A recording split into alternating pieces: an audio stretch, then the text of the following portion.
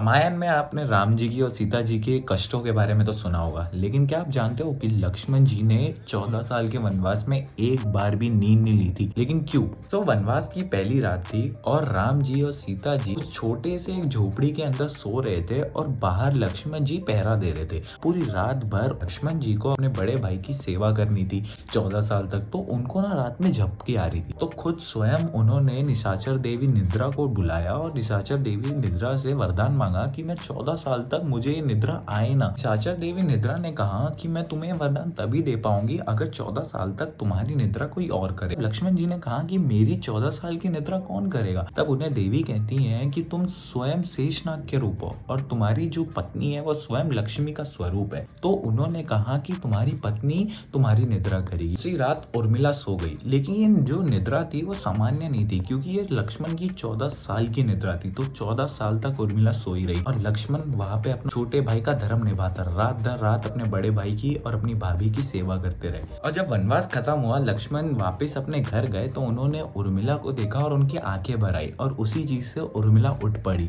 और उठते से पहली बार 14 साल में वो मुस्कुराई। तो ये जो कथा थी, आपने राम जी और सीता जी के बारे में तो सुना ही होगा, लेकिन अयोध्या की सबसे बड़ी कथा थी वो ये थी।